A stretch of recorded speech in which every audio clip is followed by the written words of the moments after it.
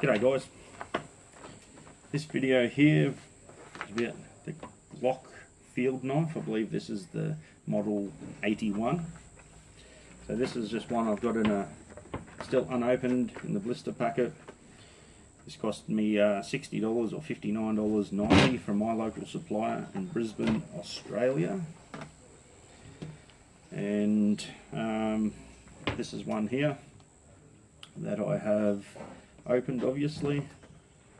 This is the dark earth and this one is the grey. Okay, both exactly the same. You can get also a black one and a green one that I know of, and these, the model 81 has the root saw or the saw on the back of it.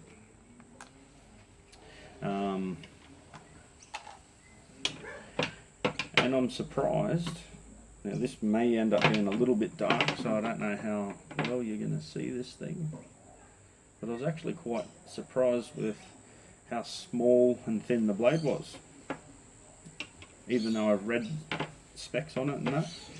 It just surprised me with the size. What have I got here?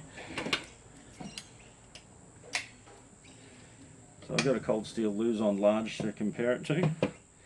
So it's quite a bit smaller, and the blade is a lot thinner as well.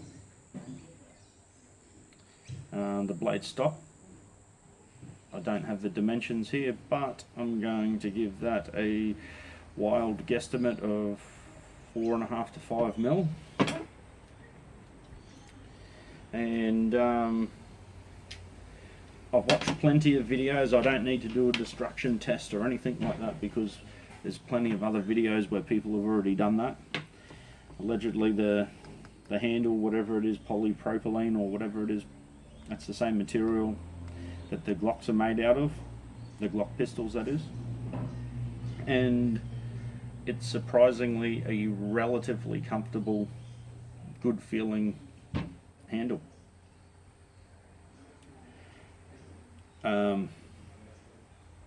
It shaves sharp. Out of the box, haven't touched it. Certainly shaves.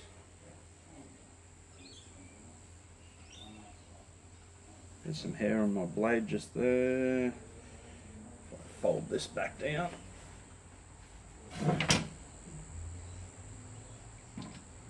That's the hair there. So certainly shaving straight out of the packet. And being such a thick knife for such a thin blade, for such a narrow blade, I wouldn't expect it to be a whole heap sharper than that, especially straight out of the box. So, you know, you can pretty much, you can sharpen it if you want to, or you could just strop it from there and it should last a very long time. Now, it's not a super steel.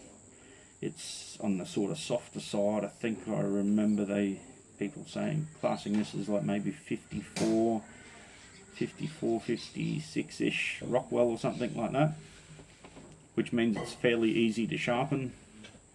Fairly easy to sharpen, but will still take an edge, and it will do all the tasks that you need a knife to do. And that's the thing that I like about it. Handle's pretty much indestructible.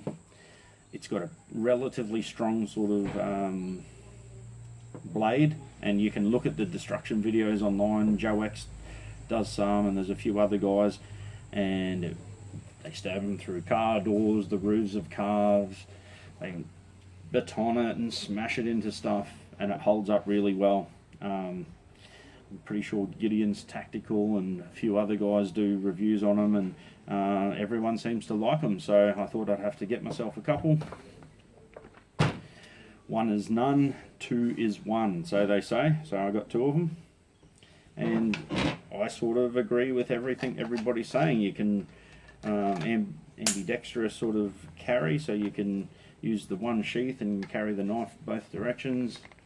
Has a little bit of a rattle, but it is very secure, and I've seen everyone testing the secure and the locking ability of the sheath, and it seems to hold up quite well. and you can hear that snapping in. That snaps in quite well.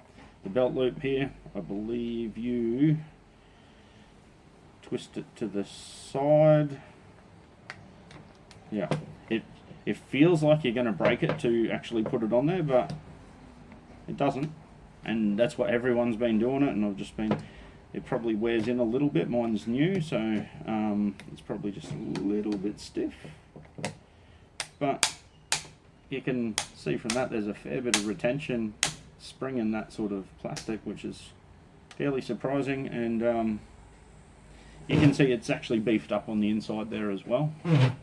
So yeah, look forward to having a play with this. I find that the handguard here is good. I like it how it's sort of like bent forward a little bit. And people say that this is a bottle opener, or for opening,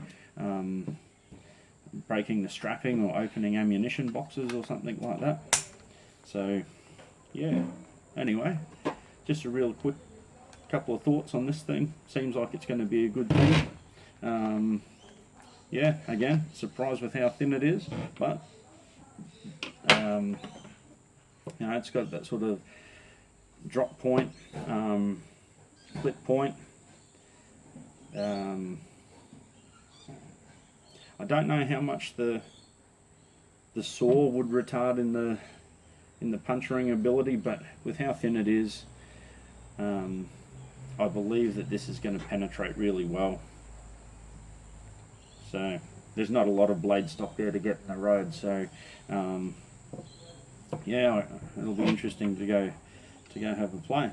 So anyway guys, that's it. Nice lightweight, pretty cheap. I believe these are around the $30-ish in the United States, and what I paid for it in Australia, $60. I've seen it actually overseas for around that same sort of money, not even including shipping. So I think that if you're in Australia, have a look at these from Cleavers in Brisbane. Really good deal, $60. Thanks guys.